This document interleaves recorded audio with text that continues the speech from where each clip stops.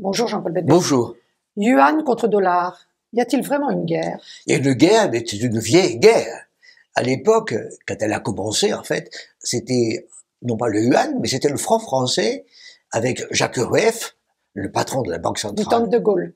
Le temps de Gaulle, le patron de la Banque centrale française, qui se plaignait de l'exorbitant privilège du dollar.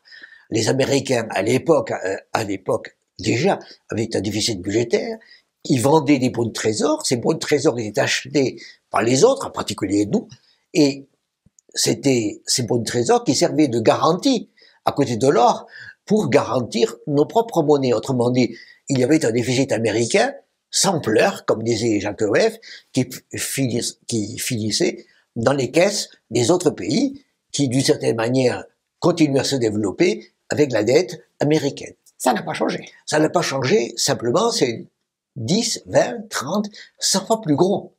Et les Américains ont un déficit budgétaire considérable, extraordinaire, et ils continuent toujours à vendre des bons de trésor à d'autres pays qui prennent ces bons de trésor comme garantie de leur propre monnaie. Alors bien entendu, on commence à avoir des interrogations et des inquiétudes, mais pour le moment, rien ne se passe. Les Chinois ne doivent pas trop aimer. Les Chinois n'aiment pas du tout.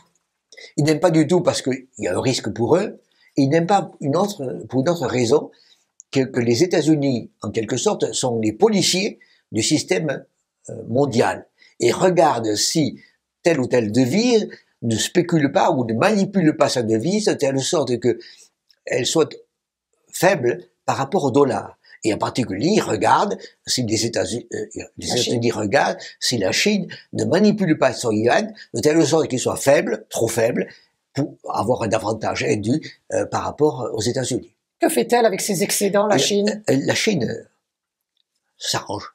La Chine, d'une certaine manière, c'est ça.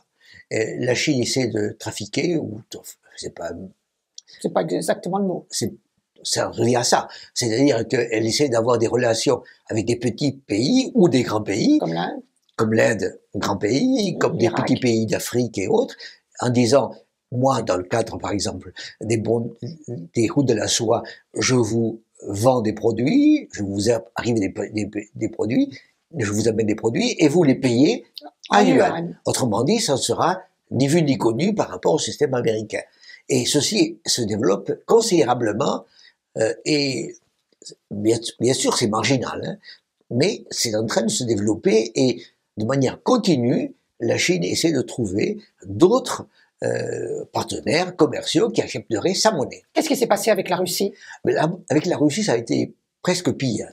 C'est-à-dire que quand il y a eu la guerre, il y a un peu plus d'un maintenant, de l'Ukraine, à ce moment-là, les États-Unis ont dit, on va tuer, en quelque sorte. Le fameux SWIFT.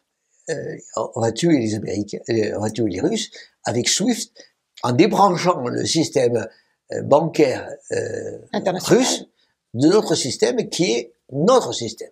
Autrement dit, les banques russes ne pourront plus faire de transactions, elles seront coupées de tout, elles vont s'effondrer. Or, le système bancaire russe ne s'est pas effondré. Grâce à la Chine. Grâce à la Chine, qui avait développé de son côté, sans trop le dire, un système SWIFT yuan, en quelque sorte, moins efficace, moins performant, moins gros, moins sûr. Mais qui était là. Mais qui était là, et à ce moment-là, brutalement, les Russes ont dit, nous allons chez vous. Et on voit bien de plus en plus que cette idée que, brutalement, les États-Unis pourraient débrancher un système bancaire d'un pays qui ne leur conviendrait pas pour essayer de le ruiner. Pour le ruiner, le mettre en faillite, cette leçon est claire. Et pour l'Arabie Saoudite également. L'Arabie Saoudite, par exemple, ça l'inquiète. Et il y a toute une série de pays qui sont dépendants du dollar, dépendants du pétrole, qui se disent, mais si nous arrive un jour quelque chose, il faut que nous ayons une possibilité de nous retourner. Sans nous retourner en entier, au moins avoir la possibilité en quelque sorte, de compenser et de ne pas être uniquement dans les bras américains. Merci Jean-Paul Bedbès. Je vous invite à vous abonner, je vous invite à liker, je vous invite à en parler, je vous invite à faire des commentaires. Donc, je vous invite. Merci.